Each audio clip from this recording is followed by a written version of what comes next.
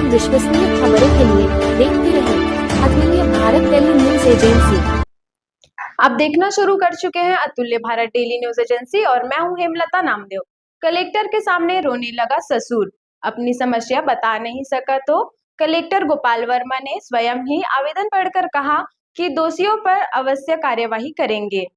उप स्वास्थ्य केंद्र बारदी में बड़ी लापरवाही का मामला सामने आया है। चिकित्सा कर्मियों के लापरवाही से मातृ मृत्यु का आरोप लगाते हुए न्याय की मांग को लेकर कलेक्टर के पास पहुंचे परिजन। को बता दे, बुधवार 13 नवंबर को मृतिका के पति तारण साहू, ससुर जलेश साहू के साथ मृतिका के पिता एवं ग्राम वासियों व जन प्रतिनिधियों ने क्षेत्रीय जनपद सदस्य, पंच, सरपंच और वहां के ग्राम वासियों के हस्ताक्षर युक्त लिखित शिकायत को कवर्धा कलेक्ट्रेट पहुंच जिलाधीश गोपाल वर्मा को दोषी और लापरवाह चिकित्सा कर्मियों की निलंबन व बर्खास्तगी की मांग किए। ग्राम वासियों एवं जनप्रतिनिधियों ने कलेक्टर से शिकायत के दौरान कहा कि उप स्वास्थ्य केंद्र बारदी में पदस्थ आरएचओ रजनी साहू और अन्य चिकित्सा कर्मी कवर्धा में रहते हैं और वहीं से आना जाना करते हैं। से स्थानीय कार्यस्थल पर निवास नहीं करने और समय पर अस्पताल में उपस्थित नहीं होने से स्थानीय लोगों को चिकित्सा के लिए भटकना पड़ता है। इन सभी कारणों से उन्होंने दोषियों को निलंबित या बर्खास्त करने के साथ जिम्मेदार संस्था प्रभारी के ऊपर कार्यवाही किए जाने की मांग की है। उन्होंने सीएमएचओ को भी प्रतिलिपि भेजा है। मामले में कलेक्टर ने जांच कर दोषियों पर कार्यवाही किए जाने निर्देशित किया है। पीड़ित परिजनों ने बताया कि 24 नवंबर को प्रसव पीड़ा होने पर मृतिका गर्भवती सरोज साहू को उप स्वास्थ्य केंद्र बारदी में भर्ती सुबह 11 बजे कराया गया, जहां अन्य चिकित्सा कर्मी उपस्थित नहीं होने पर केवल एक सिस्टर संतोषी चंद्राकर ने अकेले 4 बजे के करीब प्रसव कराया। प्रसव उपरांत नवजात शिशु की हालत गंभीर थी। बच्चे ने रोने धोने या हाथ पैर हिलाने जैसी कोई प्रतिक्रिया नहीं दी, जिस पर परिवार वालों ने नवजात शिशु की उच्च अस्पताल ले जाने हेतु रिफर कराने की मांग सिस्टर संतोषी चंद्राकर से किया, जिस पर संतोषी चंद्राकर ने छुट्टी देने से मना कर दिया और अस्पताल में रोककर रख लिए। जिसके बाद परिजन ने अपने रिस्क पर किराए के निजी वाहन से बच्चे को कवर्धा परिहार हॉस्पिटल लेकर गए, जहां देर हो जाने के कारण डॉक्टर ने नवजात शिशु को मृत बताया। वहीं प्रसव के बाद मां की हालत भी बहुत गंभीर था। प्रसव उपरांत लगातार बहुत खून बह जाने से मृतिका सरोज साहू हाई रिस्क में थी। परिजन ने सिस्टर संतोषी चंद्राकर को अनेक बार मृतिका को उच्च अस्पताल रेफर करने की मांग किए, परंतु सिस्टर ने परिजन को यह कहते हुए मना किया कि कोई बड़ी बात नहीं है, मैं संभाल लूंगी। ज्ञात हो कि मृतिका पहले ही हाई रिस्क पर थी। परिजन द्वारा बहुत ज्यादा जिद करने पर अंत में शाम 5:50 पर पिपरिया अस्पताल रेफर किया गया, जिस दौरान वहां ले जाते समय रास्ते में ही सरोज साहू की मृत्यु हो गई। बड़ी बात यह है कि परिवार वालों ने सिस्टर संतोषी चंद्राकर पर यह आरोप लगाया है, जब सिस्टर अकेली थी और उनके साथ उनके सहकर्मी उपस्थित नहीं थे, तो जान समझकर भी क्यों उन्होंने अपने उच्च अधिकारियों को सूचना दिए बिना हाई रिस्क लेते हुए, प्रसव करवाने का रिस्क लेते हुए परिवार को गुमराह कर पेशेंट को रोक कर रखा। सिस्टर संतोषी चंद्राकर पर परिजन ने यह आरोप भी लगाया है कि इलाज के दौरान सिस्टर ने परिजन से निजी मेडिकल से दवाई खरीद कर लाने कहा और फोन के माध्यम से स्थानीय निजी मेडिकल संचालक को दवाइयों का नाम बताया। साथ ही इलाज के दौरान मृतिका सरोज साहू के ब्लड और गंदगी को उनके परिजन से साफ सफाई कराया गया। उन्होंने कलेक्टर को बताया कि उक्त सिस्टर संतोषी चंद्राकर का एक शिकायत दसरंगपुर में भी है, जहां उसकी लापरवाही से मातृ मृत्यु हुआ है, जिसके वजह से इसका स्थानांतरण बारदी में हुआ है। इसके पूर्व पिछले सत्र में भी ग्राम सेमो का प्रसव के दौरान बच्चे का मृत्यु भी हुआ था। पीड़ित पति तारण साहू का आरोप है कि उनकी गर्भवती पत्नी सरोज साहू का गर्भ पंजीयन भी नहीं किया गया है और जच्चा बच्चा कार्ड भी बनाकर दिए हैं, जो कि वह भी अपूर्ण है। क्या नाम है? जलेश साहू भैया। क्या मामला लेकर आए हो कलेक्टर? मैं घर से आ रहे हैं, जबकि मैं मतलब खत्म हो गया, मोर बहू जच्चा बच्चा दोनों मतलब गए। अच्छा, कैसे खत्म हो गई? स्वास्थ्य केंद्र में। अच्छा, कहाँ हो रही से? मैडम के लापरवाही से हुए है। कौन मैडम? संतोषी चंद्राकर। अच्छा, मैं उखर मेरा हाँ 11 बजे मैं ले गए हैं सर। हाँ तो 11 बजे मतलब लगे लगे वहाँ 4 बजे तक रुके रही से तो हाँ। ओखर में मैं हाँ छुट्टी मांगे हैं 1-1:30 बजे। हाँ। तो कहीं से तो लग कोई बात के मतलब चिंता नहीं है। हाँ। ये ठीक हो जाही। हाँ। ओखर बाद मैं अब छुट्टी नहीं दी मोला। हम्म। ओखर बाद रोक के रख ली चो है। हम्म। ओखर बाद 4 बजे नॉर्मल हो इससे हम्म। नॉर्मल होए के बाद में बच्चा मतलब हिली डोली से कुछ नहीं है, अच्छा। रोज भी नहीं है। हाँ। ओखर बाद में है निजी गाड़ी अपन हाँ। लगा के हाँ। कंवरदा लाए चला। बच्चा ला। अच्छा, तो मन नहीं थी गाड़ी गाड़ी नहीं दी सुमन रेफर नहीं करी। नहीं करी अच्छा। निजी गाड़ी में मैं लाए हैं अपन खुद। हाँ। ओखर बाद ओखर माँ तक ले लगी हैं कहें हाँ। तो माँ मतलब छुट्टी नहीं दी। अच्छा। मैं मतलब ठीक हो जाइए कोई मतलब है नहीं हुआ ऐसे ही के। हाँ। ओखर बाद बच्चे यहाँ आते आते मतलब रद्दा में हाँ। खत्म हो गए। हाँ। हाँ। ओखर बाद वो माँ के मतलब गंभीर होती बार हाँ। चालू हो गए। कहाँ हो गई सोलह ज्यादा। ब्लड ज्यादा बह गया ओखर। अच्छा। ओखर बाद की थे गाड़ी लगाओ भाई इसी की। तो मैं था गाड़ी मोर में है नहीं है भाई तो मैं कहाँ चल रहा। कौन कैसे? मैडम कौन मैडम नाम बता। संतोषी मैडम। हाँ। हाँ। तो ओखर बाद फिर अपन है लगाई हम्म। तो के बजे सो है 5:30 बजे के आसपास आई अच्छा। गाड़ी। गाड़ी। हाँ। तो जाते जात मतलब रद्दा में अस्पताल तक नहीं पहुंच पाई चो है कहाँ का अस्पताल? पिपरिया। पिपरिया के। अच्छा। तो मतलब रद्दे मतलब है हो गए तो बात नदी के पास। गौघाट नदी के पास। अच्छा, खत्म हो हाँ गया। हाँ। आपके नाम क्या है? अजब साहू, अच्छा, कहाँ से हो? रामेपुर। अच्छा, तो ये बावरी वाले मामला में आपन कैसे? उमर लड़की जी वह अच्छा, तो कैसे टाइप पे इसका मामला? बोला उप स्वास्थ्य केंद्र 11 बजे ले गई। हम्म। 4 बजे प्रसव में बच्चा हुई। हम्म। जबकि बच्चा माँ बच्चल दोनों रिफर करना रही से वो बीच में वो रोक के रख ली। जब ओखर में सुविधा नहीं रही से तो वह भर्ती काबर ली। अच्छा, क्या नाम रही आपके लड़की के? सरोज साहू। अच्छा, ठीक। तो जस्की के दौरान के जहाँ रही इसमें सिस्टर में अकेला रही से संतोषी चंद्राकर। और बाकी? ओखर स्टाफ कोई नहीं रही से। अच्छा। अब बच्चा होने के वाले बाद सर कहाँ का नियम है माने घर महतारी ला मैंने खाना खिलाए के अच्छा। तत्काल बिस्किट खिलाए है, रोटी खिलाए है, हाँ।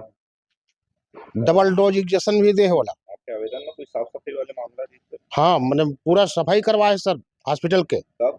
24 तारीख के। अच्छा, जब खत्म हो गई? हाँ खत्म होने के बाद अच्छा। जच्चा बच्चा दोनों खत्म होने के बाद हाँ। घर वाले को बुलाकर तुरंत साफ सफाई करवाया अच्छा। हॉस्पिटल का। अच्छा। उसको रहना चाहिए सर इनको? रजनी साहू को। हाँ। हाँ। वो भी स्वास्थ्य केंद्र में कवर्धा से आना जाना करते हो। हाँ। हाँ। भाई मरीज जो है तो वो इंतजार तो नहीं करता रहे। अच्छा, तो नहीं रहे कहीं मन अपन? कोई नहीं रहे। अच्छा। समय में आँख खोलते भरा हॉस्पिटल ला हाँ। चल दिन तो ओकर बाद 4 बजे बंद करके फिर अपन चले जाते हैं मन। अच्छा, तो जैसे हाई रिस्क मरीज होता है हाँ तो बोला रिफर करे मांग नहीं करे? मांग भी करे सर वो रिफर नहीं करी अपन रोक के रख ली पूरा। अच्छा, और कोनो नहीं की डॉक्टर बड़े डॉक्टर? कोई डॉक्टर नहीं आए। अच्छा, वही अकेला करे? अकेला करे पूरा जान समझ के हम वो लड़की की जान ले है सर। मेडिकल से दवा भी खरीद के लाए है। कैसे? निजी मेडिकल से दवा खरीद के लाए है। कौन है? मैंने माहला ओखर ससुर जी है। हाँ। दवल माला सर कैसे? कहाँ हो गई? वो है भेजी से मोला कौन है? संतोषी हाँ। मैडम हाँ। दवा लाबे जा इसी के। हाँ। तो मैं कहे बोला पर्ची लिख के नहीं दे तो मोला कहे तो कितने पर्ची लिखे नहीं लगा तो हम बात करवावे के हिस्से आखिर में मेडिकल वाले में अच्छा। मैं बात करवाए हैं हाँ। तो फिर दी सो है। अच्छा, अब मैं लेके दे हैं तो सर बोला नाम है आपका? शिव शंकर चंद्रवंशी। अच्छा, तो आप गांव का कुछ पद में होगा? हाँ उप सरपंच उप सरपंच प्रतिनिधि। तो क्या मामला लेके आ रहे हैं? यहाँ जलेश साहू के ओकर बहू हाँ। के जचकी के समय हाँ। ओकर जच्चा बच्चा दोनों खत्म हो गए। अच्छा ये सब हॉस्पिटल वाले मन के लापरवाही के चलते। अच्छा। और वही मामला लेके कलेक्टर साहब के पास आवेदन लेके आ रहे हैं। तो कैसे ठीक चला पाता? अब वो हॉस्पिटल में और भी नहीं करे मैडम मन। अच्छा, कौन कौन मैडम? संतोषी, हाँ। रजनी और और ओकर का नाम भानुप्रिया। अच्छा, तो उनका वर्धम रहते वो हॉस्पिटल में रहबे नहीं करे मन। अच्छा, ओकर चलते भाई बहुत लापरवाही की करत है मन। तो जबकि दिन का जबकि दिन अकेले रहती है। अब जबकि दिन अकेला रही से बोला था संतोषी। अच्छा, ओकर स्टाफ है नहीं रही। बताओ वो दिन अकेला रही सो है कौन? संतोषी मैडम। अच्छा, पूरा अस्पताल में अकेला ही रहती? हाँ वही भर रही सर। ओकर स्टाफ नहीं रही से अपन स्टाफ में वो फोन भी नहीं करे। हाँ हाँ हाँ मैं बताई थी। ओकर बाद वो कही तो पूरा काम हो जाए, तुम लोग कोई बात के डर नहीं है किसी से। हाँ अच्छा, तो बोले नहीं कि हमारे रिफर करो? मैं कहे हाँ अस्पताल की के भाई एला मतलब रिफर करे मतलब बोला के बजे के हैं 1-1:30 बजे के हैं मैं हाँ। एला रिफर कर मैं अंते ले घूं एला इसी के कौन अपन बहू है? हाँ अपन बहू ला हाँ। कमरदा लेहूं की के हाँ हाँ तो कहते तुम तो डर का है मैं हो ना भाई यहाँ इसी की तो है। अच्छा, तो मैं जब चुप हो गया सर। वो पहली परेशानी में थी? हाँ और पहली वो परेशानी में रही सो। 24 अक्टूबर को बारदी से मातृ मृत्यु का एक मामला आया था, क्या आपके संज्ञान में है? हाँ, ये हमारे संज्ञान में है। चूंकि वहाँ से रिफर होके जो मदर है वो यहीं सीएससी पिपरिया के लिए आई हुई थी, तो वो उस मामले में है हमको जानकारी कि मातृ मृत्यु हुआ है। तो उनका यहाँ आने के दौरान मृत्यु हुआ कि यहाँ एडमिट होने के बाद? जब वो यहाँ आई तो जो ड्यूटी डॉक्टर है उन्होंने भी देखा था और मैंने स्वयं जाके उनको चेक किया था। तो जब वो यहाँ आई तो उस समय उनकी मृत्यु हो चुकी थी।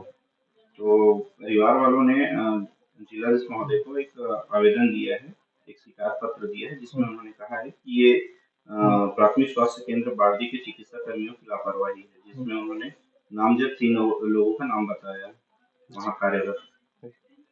तो आपने कुछ एक्शन लिया है? जैसे ही हमको जानकारी हुआ इस प्रकरण का, क्योंकि चूंकि यहीं जो भी गर्भवती महिला है उनको यहाँ लाया गया था, तो उसकी प्रकरण की जानकारी आने के बाद हमने सभी स्वास्थ्य कर्मी जो वहाँ पदस्थ हैं और जो सेक्टर सुपरवाइजर है उनके लिए सो कॉज नोटिस जारी करके उनसे जवाब मांगा था, जो उनको सभी को नोटिस जारी किया गया। अच्छा, उन्होंने अपने आवेदन में यह आरोप भी लगाया है कि जो चिकित्सा कर्मी हैं बारदी के, उन्होंने उनके बहू का गर्भ पंजीयन नहीं किया है और उनका जच्चा बच्चा कार्ड भी अपूर्ण है। उनका जो जच्चा बच्चा कार्ड है उनको हमने मंगाया है। ये जानकारी मिला है कि उसमें जितना फिलअप होना चाहिए और जो जानकारियां उसमें कुछ कमी पाई गई है, तो उसकी जानकारी भी हमने मांगी है और वो जानकारी के आधार पे ही बता पाएंगे कि उसमें क्या चीज अपूर्ण था और क्या चीजें जानकारी नहीं थी। वो ऑनलाइन पंजीयन जो नहीं किया गया। हाँ, वो ये जानकारी में आया है कि जो आरसीएच जो पोर्टल में जो उनका रजिस्ट्रेशन होना चाहिए वो नहीं हुआ था करके, तो इस संबंध में भी हमने जो सेक्टर सुपरवाइजर है उनसे जानकारी मांगी है और उनके जवाब के आधार पे बता पाएंगे कि पंजीयन क्यों नहीं हुआ है या नहीं हुआ है। अच्छा, वो अस्पताल में अनुपस्थित रहते हैं, ऐसा वहाँ के जनप्रतिनिधियों का एक दस्तखत के साथ जनपद सदस्य, सरपंच और वहाँ के पूरे ग्रामीणों ने आरोप लगाया कि वो प्रॉपर वहाँ उपस्थित नहीं रहते। ये शिकायत पहले भी हुआ था, तो कुछ समय पहले जब हमने निरीक्षण किया था तो जो अनुपस्थित मिले थे उनके लिए हमने नोटिस भी जारी किया गया था और सभी को मुख्यालय में रहने के लिए भी बोला गया था कि सभी को मुख्यालय में रह के अपना कार्य संपादित करना है करके। अच्छा, ये ऑनलाइन जो उनका रजिस्ट्रेशन होना था तो वो नहीं हुआ था, लेकिन वो यहाँ आए थे आपके अस्पताल में और आपने उनको भी पाया, तो उस समय आपने एमसीपी की जांच नहीं की? कार्ड हमने देखा था, उसमें जो कार्ड है वो लेके आए थे, उसमें अभी एग्जैक्टली मेरे को मतलब मैं सुनिश्चित रूप से नहीं बोल पा रहा हूँ कि वो कार्ड में नंबर था कि नहीं, इसीलिए हमने सेक्टर हमारे सभी जगह रिकॉर्ड संधारित होता है सेक्टर के लेवल पे भी और रजिस्टर में भी। तो तो यहाँ जब आए होंगे तो आप लोगों ने उनको भर्ती तो लिया होगा, तो भर्ती प्रेग्नेंट लेडीज को अगर भर्ती लेते हैं तो ऑनलाइन रजिस्ट्रेशन के हिसाब से उनकी जानकारी पूर्ण रहती है, तब आप लोग लेते हैं। नहीं। तो उस समय फिर ऐसे भर्ती प्रक्रिया में वो नहीं है क्या? नहीं, उसका देखिए भर्ती प्रक्रिया के लिए ये ज़रूरी नहीं है कि कार्ड ला रहे हैं कि नहीं, बहुत बार घर वाले कार्ड नहीं भी लाए रहते हैं, तो भर्ती तो हम लेते हैं, चाहे कोई भी उनके पास उनकी स्थिति को देखते हुए अगर उनके पास कुछ डॉक्यूमेंट नहीं है तब भी हम भर्ती लेते हैं। क्योंकि भर्ती का वो क्राइटेरिया नहीं है कि अगर रजिस्ट्रेशन नहीं हुआ है तो भर्ती नहीं लेना है या लेना है। 24/10 का मामला है जी। और आज आज दिनांक 18/11 है, तो अभी तक उन पर कोई कार्रवाई नहीं किया गया है। इतना लंबा प्रकरण क्यों जा रहा है कि उनको न्याय के लिए कलेक्टर के पास जाना पड़ गया? अब जो हमारी ब्लॉक स्तर पे जो जाँच होती है, जो हमारे अधिकार क्षेत्र में है और जो हम जाँच कर सकते हैं, उस लेवल पे हमने सभी जाँच कर रहे हैं और जो और जाँच होना है, वो चल ही रहा है। अब हमने अपने उच्च अधिकारियों को इससे संबंध में अवगत कराया है और जैसे दिशा निर्देश मिलेगा और जो होगा उसके अनुसार आगे हम काम करेंगे। परिजनों ने आरोप लगाया है कि उनको वहाँ जो मृत सरोज साहू है, उसके ब्लड को और जो भी गंदगी हुई थी उसको उनके परिजन के माध्यम से साफ कराया गया। इस बारे में मेरे को जानकारी नहीं है, लेकिन कोई भी मरीज आते हैं तो उनसे ना ही साफ-सफाई कराना है और सभी जो आवश्यक दवाई हैं हमारे स्टोर में, जिला स्टोर में और गवर्नमेंट की तरफ से सभी दवाइयाँ उपलब्ध कराई जाती हैं और अगर आवश्यक रहता है तो हॉस्पिटल को वही खरीद के मरीजों को उपलब्ध कराना रहता है और अगर ऐसा कुछ हुआ है तो ये मतलब उचित नहीं है। वहाँ वही आरोप लगाए हैं कि निजी अस्पताल मेडिकल से दवाई मंगाकर परिजन से दवाई मंगाकर दिया गया वहाँ पे, तो ये क्या नियम में है? नहीं, समय-समय पर शासन स्तर से बहुत बार ये दिशा निर्देश भी प्राप्त हुआ है कि किसी भी मरीज को बाहर से दवाई नहीं लिखना है और सभी आवश्यक दवाइयाँ जो गर्भ के प्रसव के दौरान या प्रसव पूर्व वो सभी हमारे संस्थानों में उपलब्ध है और कोई भी दवाई किसी को भी प्राइवेट से लिखने के लिए दिशा निर्देशित पहले भी किया गया है और कई बार इसके संबंध में दिशा निर्देश भी जारी किया गया है। और रेफर करने जाने के लिए कौन-सा रेफरल के लिए जो भी गर्भवती माता है या प्रसव के दौरान रिफ़र करना है तो जो हमारी महतारी 102 सर्विस है उसी के माध्यम से रिफ़र करना रहता है और वो सारी गाड़ी यहाँ हमारे पिपरिया अस्पताल में भी 102 है, तो 102 के माध्यम से ही उनको भेजा जाना रहता है। तो जैसे गर्भ पंजीयन के समय उनको अलग-अलग श्रेणी में रखा जाता है कि नहीं, कि कोई नॉर्मल डिलीवरी के लिए है, कोई अगर हाई रिस्क में है तो?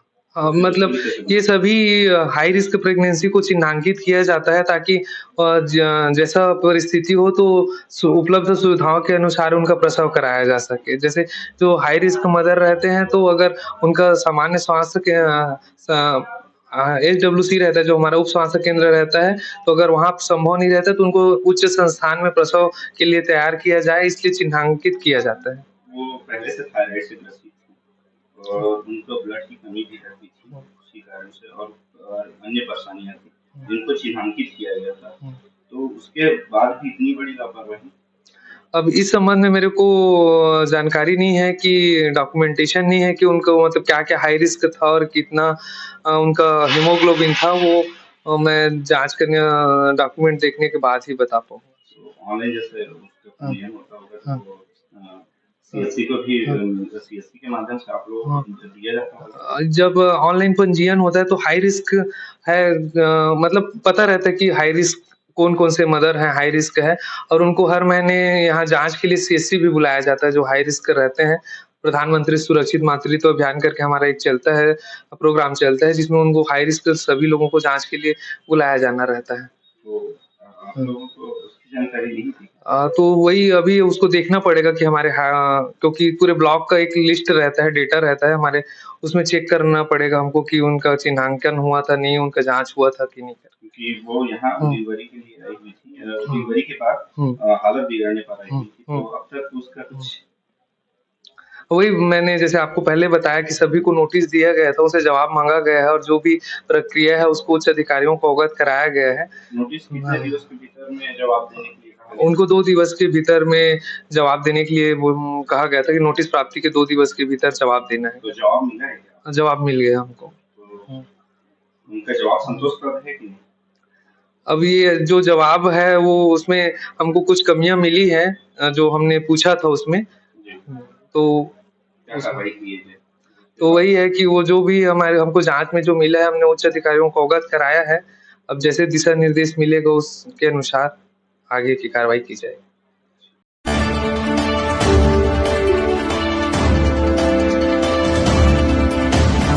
ताज़ा एवं विश्वसनीय खबरों के लिए देखते रहें अतुल्य भारत टेली न्यूज एजेंसी।